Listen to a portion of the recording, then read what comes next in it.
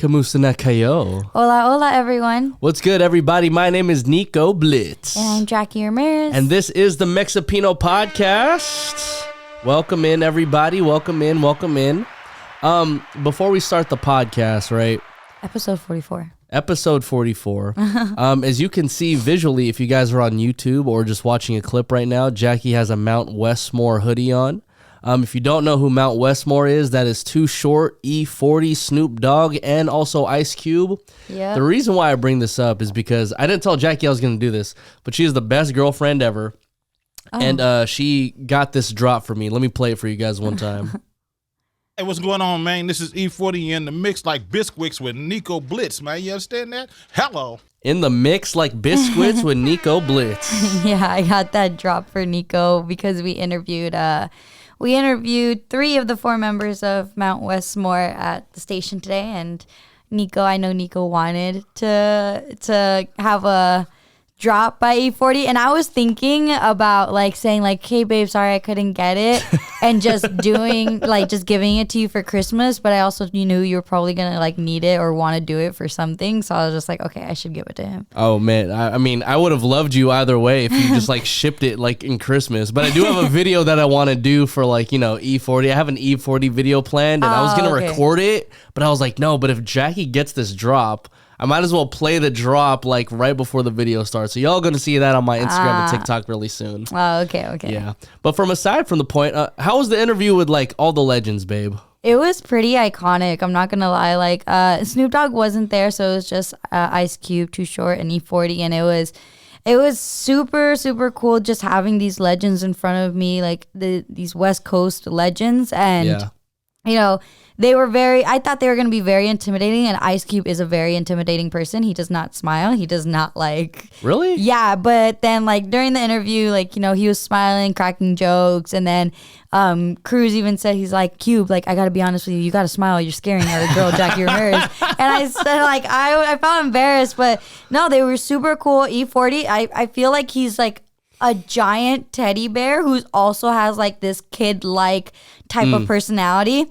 Super nice. And his own vernacular, by the way. Huh? His own vernacular. Yeah, and then, but it was so cool. Too Short is quieter than I expected. That's very surprising. Yeah, but I think it's just because, in the interview that we had with them, he explains a little bit why he's, more settled back now.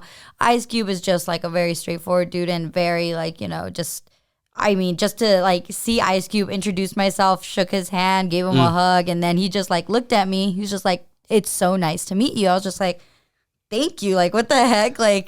I was just in the presence of greatness. Icons. Yeah, icons. Just pure greatness. Mm-hmm. So it was super cool. If I could ask you this, babe, if you were to rank Mount Westmore, the rappers, 1 through 4. Oh, damn. Personality wise, or more music, music wise, who you prefer, who you'd listen to first through 4th. That's kind of hard, y'all. We're talking about E40, Ice Cube, Snoop Dogg, and also Too Short. Yeah, I would have to say maybe. I feel an LA rapper is gonna go first. And that's between Snoop Dogg and Ice Cube, though. Okay, there's 2 LA rappers and 2 Bay rappers. Yeah, I know, because I'm trying to go LA Bay. Nah, just go however you want to go. No, but that's how I want to go. Okay, that's fair. But I don't know, between Snoop Dogg and Ice Cube.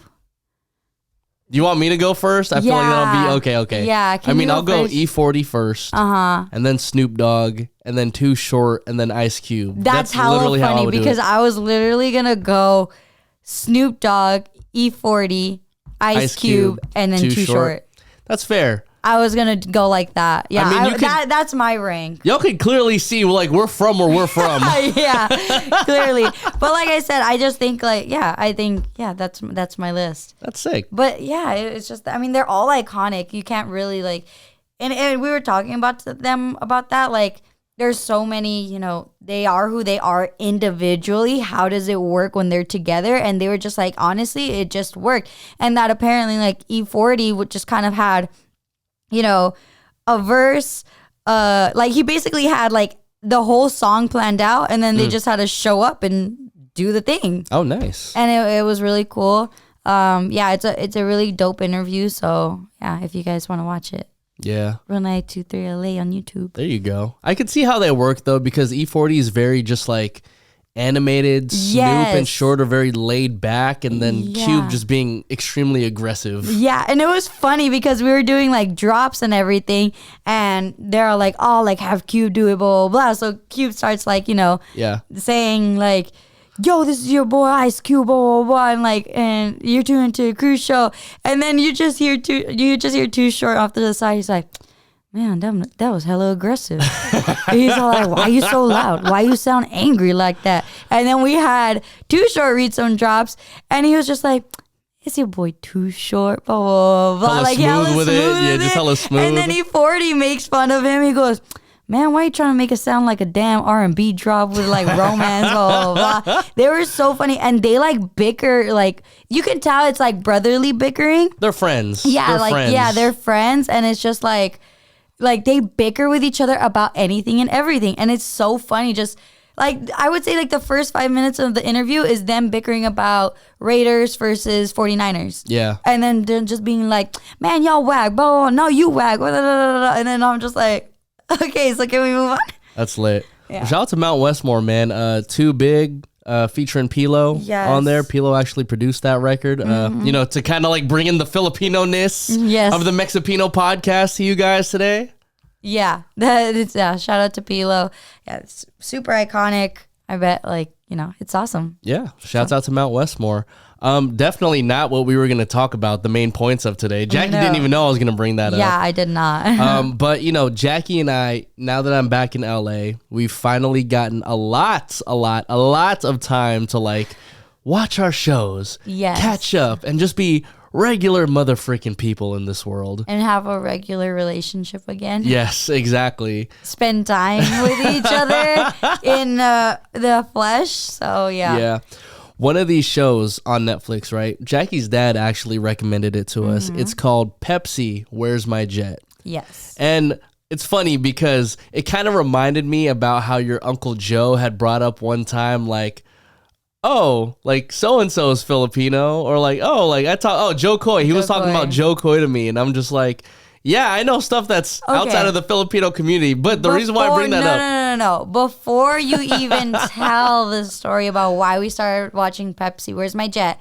My dad started off with the entire premise. He did. Of Pepsi, Where's My Jet? And then tied in Filipino. He didn't just do it like, oh yeah, you should watch it because they mentioned Filipinos. No, you should watch it because it's a good documentary, and it's like, no, for sure. It's a docuseries about this, what is it? Like this controversy? Yeah. So there's this controversy, I don't know right? Is that the word I'm looking for? Yeah, controversy is the right word. Yeah, the controversy versus Pepsi. So, and then it included Filipinos. Yes. Okay? It heavily included Filipinos. So don't attack my dad like that.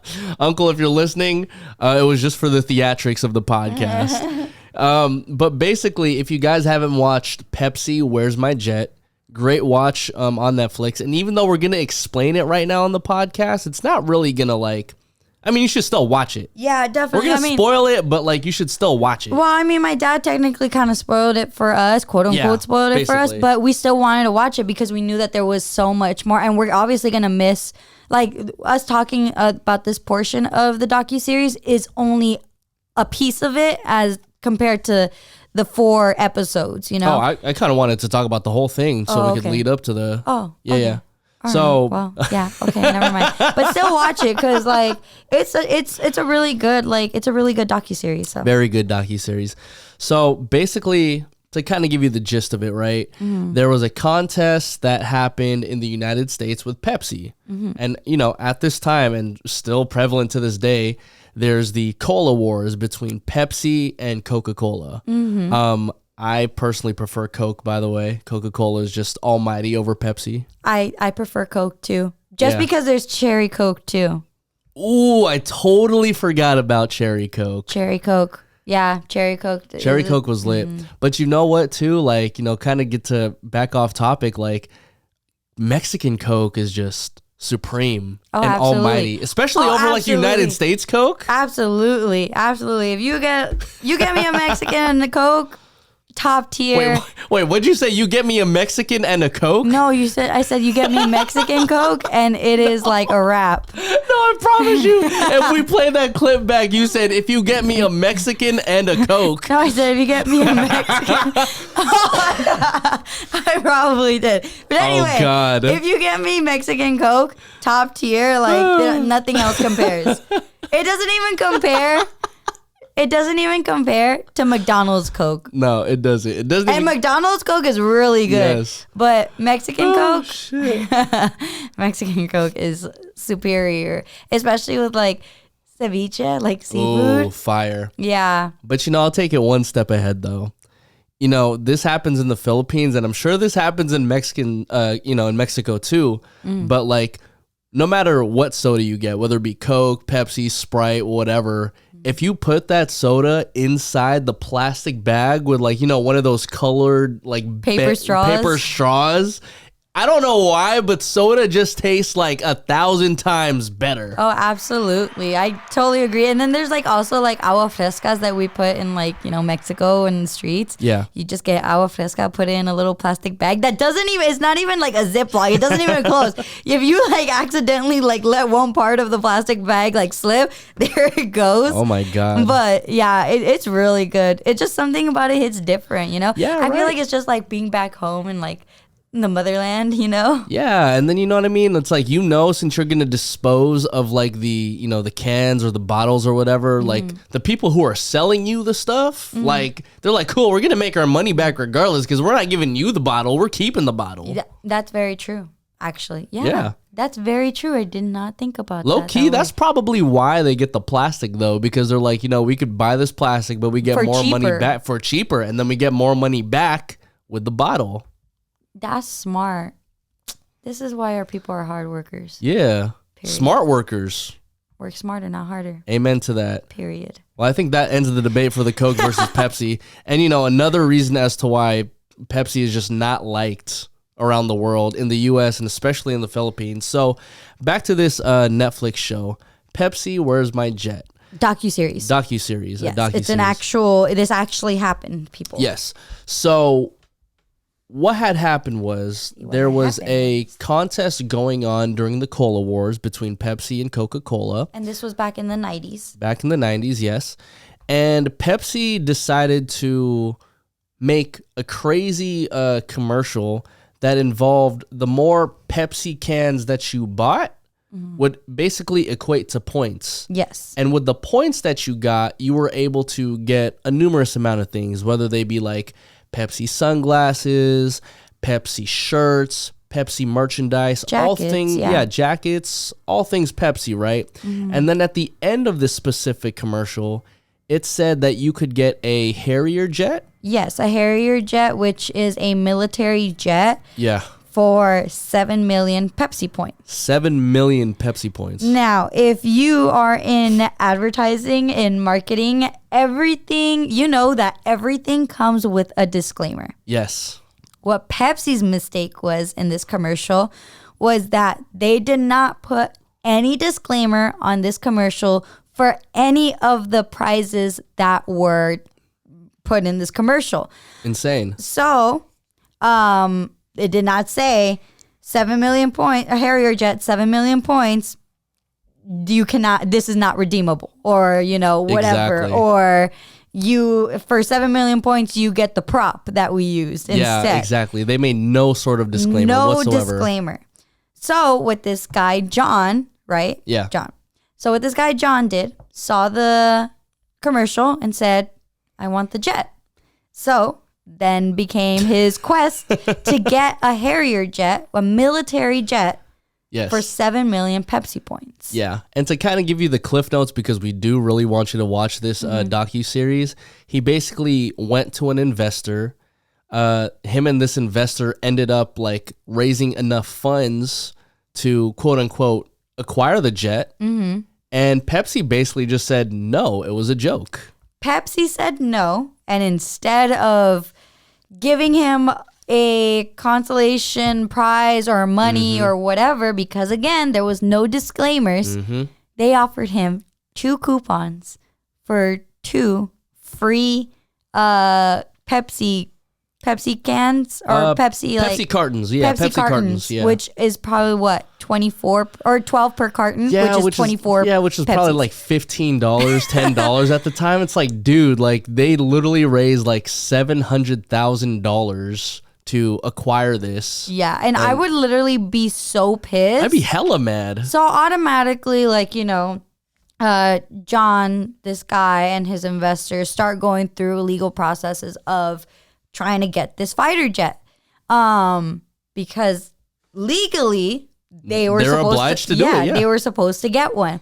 Pepsi ended up screwing them over. They went through a whole legal process, and like we said, we want you guys to really watch this because it is so interesting and so messed up in the sense of like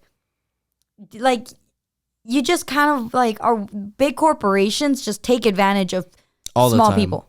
All the time. And this is one big example of it. And it's just so frustrating. And in the process of like watching this docuseries, we also learned about other scandals that Pepsi was a part of. Yeah, because basically what had happened was that the legal team, in order to show proof that Pepsi was doing wrong, and at this time they didn't have Google. They literally just had to like search either through like library or just like mountains of like documents. Yes. And the lawyer, I believe, had ended up finding a Pepsi scandal that happened in the Philippines. Now y'all see why we're talking about this, right? It was getting somewhere. It was getting somewhere for Filipinos, right?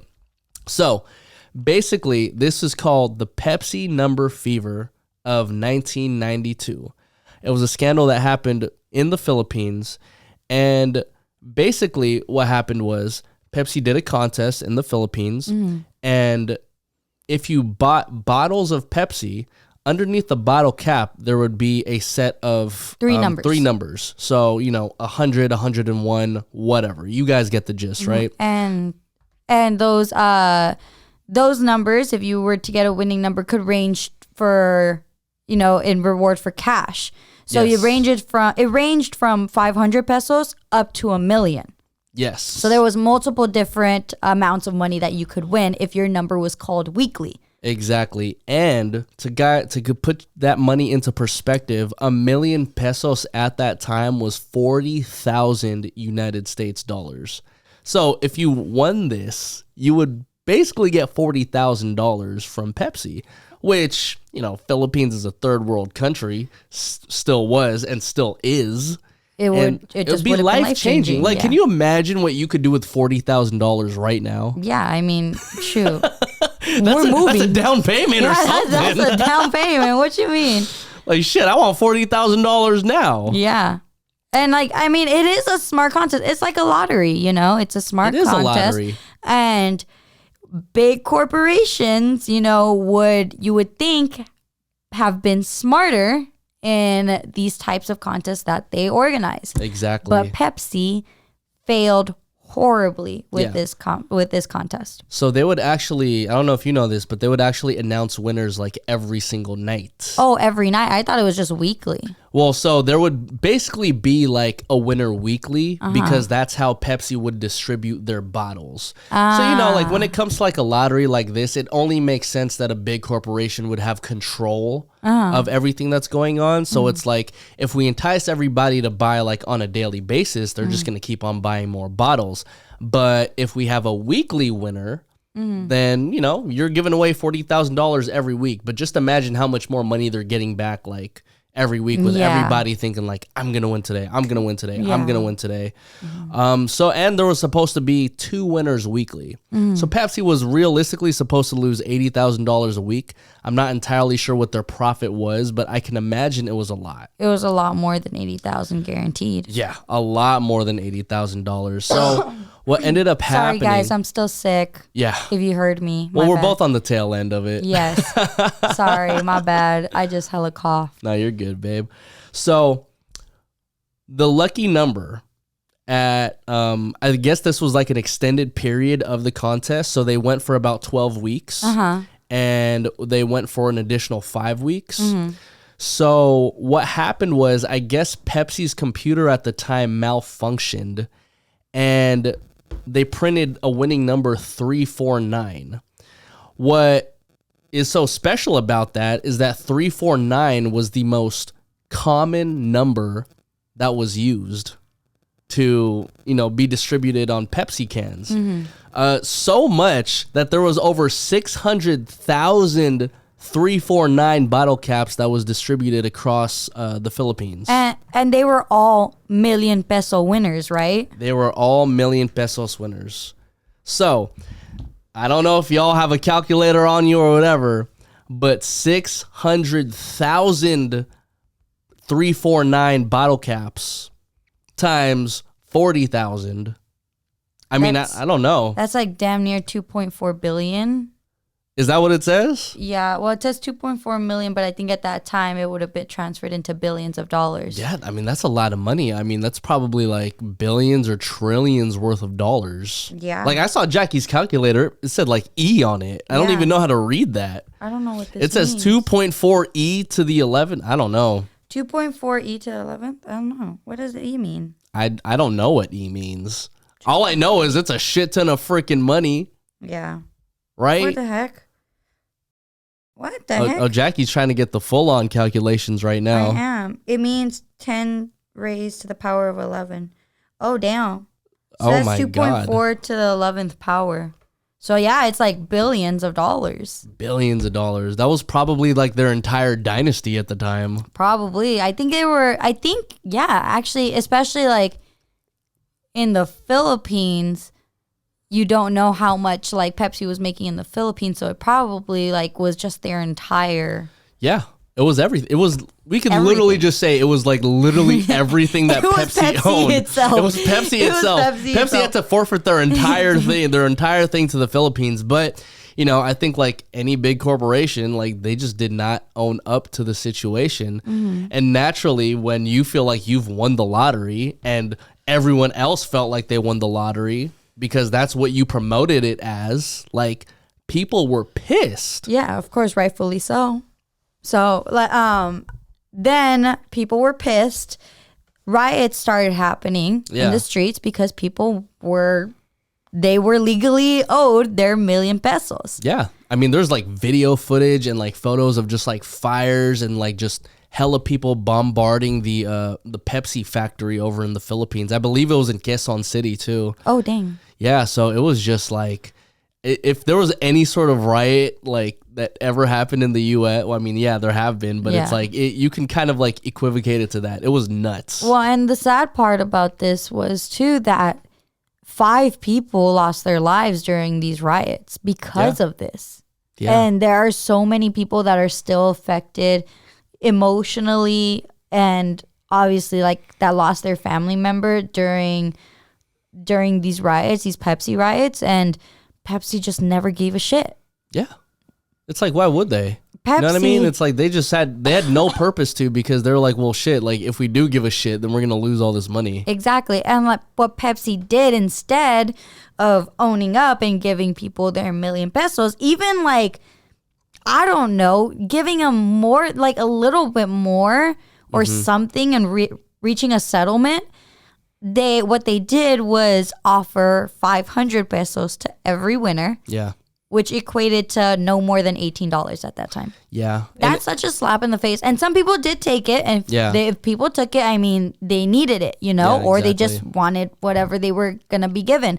But however, I don't know. It doesn't sit right with me that, the Pepsi scandal happened here in the U.S., but prior to that, the Pepsi scandal happened in the Philippines, like this number fever, and they just never owned up to anything. And this is a prime example of how corporate businesses take advantage of smaller people and third world countries, and people just don't keep their promises. Yeah. And I mean, I didn't do any research if Pepsi like fucked over like any other like, countries or whatnot, but it's very unfortunate. Like, going back to what Jackie said too, like it sucks when big corporations take advantage of, the little people, because you'll have people who took the 500 pesos because they very much needed it. But the bigger cause for it was like, damn, if we all just hold and not do anything and just like fight for like what we fought for, like, you know, things might have been different, right? Yeah. It sucks because it's like, you know, when you come from a very impoverished like area and you need 500 pesos, $18 or whatever it was at that time, it's like you need it. And then you have the other, you know, the other half where it's just like, that's not fair. That's not right. You know what sucked about watching that entire docuseries was that the people that they interviewed, like, they still had the bottle caps. I mean, they still have it. And I think a part of me, like, watching that docuseries and seeing those people in the Philippines who still have the bottle caps, I feel like they're holding on to them just in case, you know? I would too. For the random shot that Pepsi Corporation would have just been like, you know what, we're gonna reimburse you for your troubles that happened over 30 years ago. But still at the same time, like, I think this docuseries is bringing up a light to the Pepsi Number Fever, and who knows, like I said, it might be brought up again, and people in the Philippines who still have those bottle caps might even have a case now. Yeah, they might have a shot at getting their money. Again, I mean, I'm not insinuating anything. This is just speculation. Yeah. There were 9 Pepsi executives that were arrested after the riots because it was insinuated that Pepsi workers were bombing Pepsi trucks during the riots to try and insinuate the fact that the people who were rioting, the 349 coalition, were the ones doing it and not Pepsi. And I don't know. For me, it's just like, it goes back to corporate people, corporate businesses thinking that they could just get away with anything. Yeah. It's nuts. Imagine throwing a surprise party For yourself, right? And then you sabotage your own surprise party because it's not how you wanted it to be. Yeah. It's stupid. It's fucking stupid. It really is stupid. And like, I really hope that those people find peace, that they can, you know, hopefully have, you know, some type of case now. Because, I mean, who knows? I think they truly do. And I think that whole docuseries, Pepsi, Where's My Jet, that guy John should have gotten something. Yeah. He definitely should have gotten some. At least get the prop, you know? Let that be a lesson. Always have disclaimers. Always have disclaimers. I think if you're watching the video, we should probably put a disclaimer at the bottom, like... like a funny disclaimer? Yeah, like, oh, maybe we'll put it in the beginning. I don't know. We'll see. Future Nico, make sure that you, like, put it in there. Watch it not be in there. Disclaimer, these are all our opinions. Yeah. You know, I do also want to like shed light on like one other thing. This was a very interesting article from Counterpunch and a recent article. This is from March 21, 2022. And the headline says, the horrific scam that water billionaires are running on poor countries. First sentence says, mega corporations like Coca-Cola, Pepsi, and Danone, I don't even know what Danone is if I'm being honest, are making around 494 times what they spend by bottling water in Mexico and selling it back to locals who have no choice but to buy it. So, let me kind of break that down for y'all. So, let's say I'm a big corporation and, you know, let's say Jackie is a consumer in Mexico, right? So, I go into Mexico, I buy water from Jackie, I bottle that water, I also make soda with that water, and then I sell it back to Jackie for 494 times what she sold it to me for. Like, can you wrap your head around that shit? It's ridiculous. I really can't, and like, I sound like such a... I don't know what the word is. I don't know what the word is, but it sucks because Mexico, and it just sucks because it's also like, you know, my motherland, you know, where I come from, and Mexico is a dry country. There's already limited water supply. So for companies to take advantage because it's cheaper to do that and to not give a fuck essentially about the people that they're affecting, it hurts. It does, yeah. It hurts.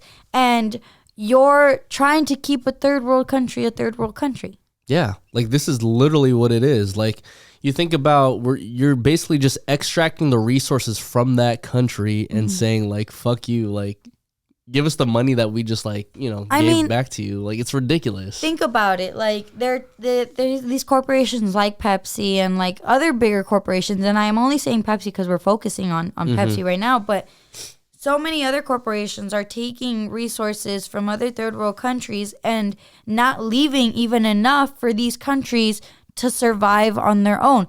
Like they're taking water from Mexico. They're dumping back the dirty water. Nuts. They're selling it for quadruple as much back to our own country. And what about all the farmers? What about all the rural consumption that we need in Mexico for water? Yeah, exactly. They're not going to give a shit about us. They're really not. But could you imagine if they actually did give a shit? Like, because, Filipinos and Mexicans are such hard workers and we're very appreciative of shit, right? So it's like, can you imagine if you could sell us the water back, you can sell us the sodas or whatever back, but do it at a cheaper price, right? And then put something in your name for it. So I actually was told this by our good friend Roslyn, but you can create a basketball court in the Philippines for as little as, guess the number, babe. $1,000? $1,000. That is correct. I was about to say $1,500. No, literally, you can create a basketball court for $1,000 in the Philippines right now. Can you imagine? This is actually a great marketing tactic, right? If you're Coca-Cola, if you're Pepsi or whatever, if you buy all that, buy the water, whatever, sell it back, and then reinvest it into the Philippines and make like Coca-Cola basketball courts or Coca-Cola like badminton courts because Filipinos like badminton, Coca-Cola like soccer fields so that the Philippines could be a relevancy in the World Cup for once. Well, they are, and the women's team is. Shouts out to the women's team, yes. For the first time, the Philippines women's soccer team, national soccer team, has qualified for the World Cup. Shit, I didn't even know that. And Jackie's the Mexican in this relationship. And Shouts out to Jackie. And I didn't know about Mexico's water issue with Pepsi, and Nico's a Filipino, and he knew it. Yeah, but you get what I'm saying? Yeah, it's just and I get you. And like, Say it. I've had this talk with my parents before, and like, I mean this in the best way possible too. Like, yes, I want to do stuff for like my home country, like my motherland. My home country is unfortunately the United States, but for like Mexico, I want to do things for there, but I also want to do things because we have poverty here in the U.S. too. Yeah, and it's very frustrating for me for when like big corporations already don't do stuff for either or. Yeah, like. Do something here. It pisses me off. It pisses me off that people like Elon Musk, people like Jeff Bezos have the money to change the world, to end poverty, to end world hunger, to solve so many crises. But because of their own selfishness, they won't do it. And that's what I hate. I hate about rich people like that. Yeah. Because it's so frustrating. They don't care about anyone but themselves. Yeah. They'll put what? $100,000 into funding a school and putting in a scholarship? Great, that's amazing. What about the other fucking $7 billion that you have that could end world hunger? What about that? That's what I hate about government officials who run here in LA, who run for the entire fucking world, who run for the United States and give us these empty-handed promises and say like, oh, I'm going to fix, homelessness here in downtown LA when Skid Row is the worst we've ever fucking seen it. Yeah. I hate it. Facts. I'm sorry. I just really got emotional for a second. Yeah. Jackie just met Ice Cube, so I think Ice Cube's like aggressiveness just ran up on her today. No, it didn't. But that's some real ass shit though. That's some real ass shit. You didn't hear me, but I did play the applause for you when you were doing all that. Thank you. I mean, that's some real shit. It really is. And that's why like I feel like our generation of like, we we want to be political. We want to be like, you know, aware of all these issues. Mm-hmm.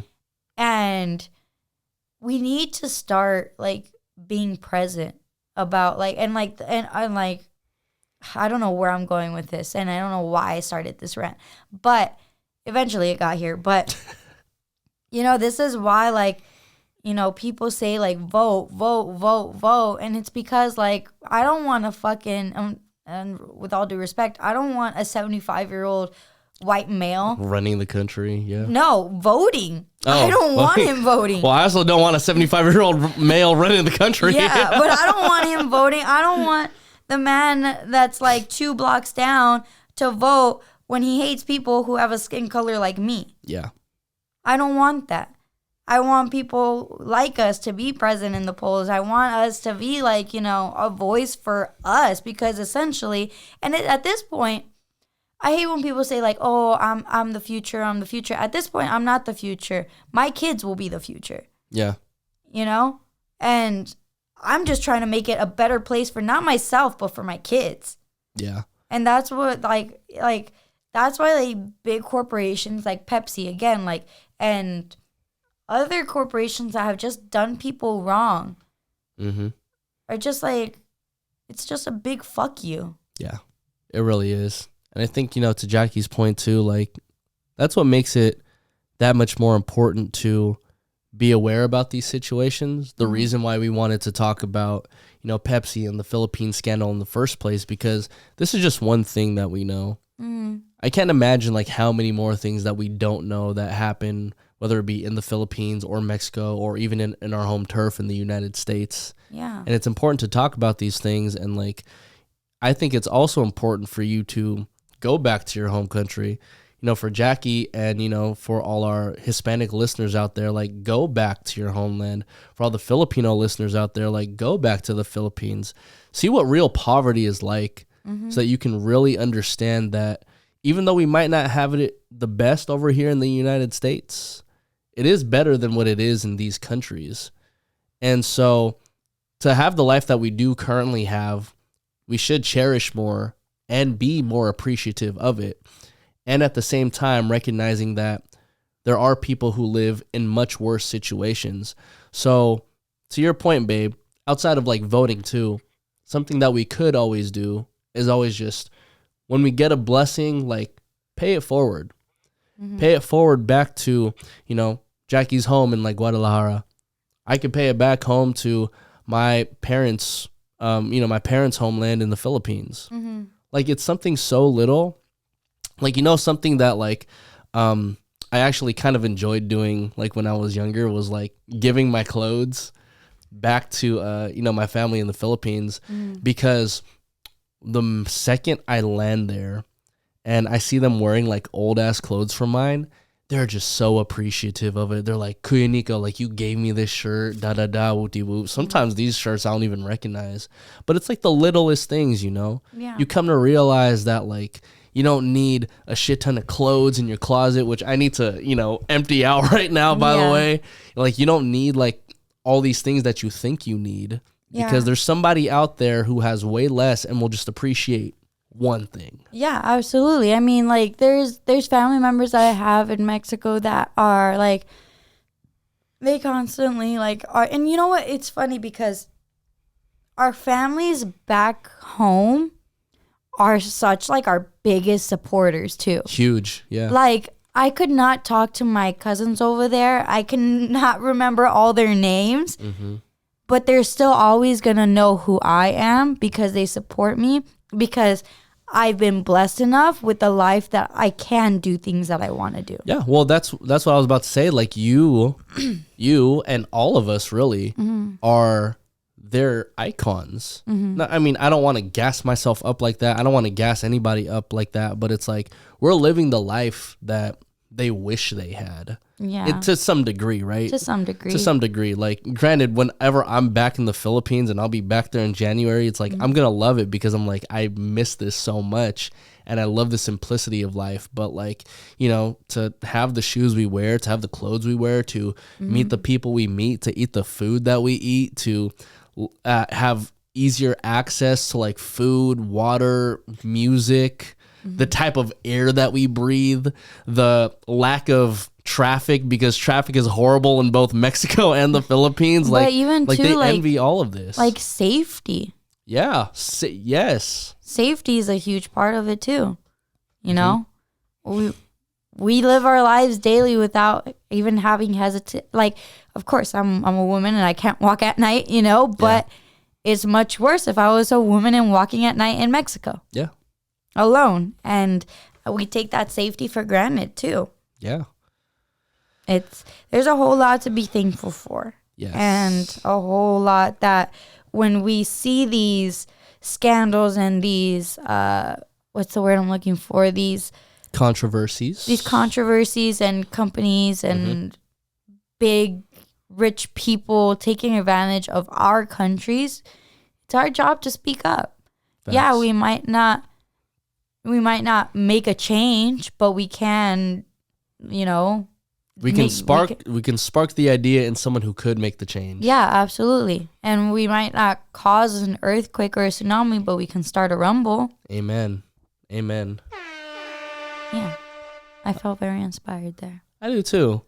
I feel like just holding up the Filipino flag and just waving it like... Same. You know what I mean? Well, Mexican. Mexico.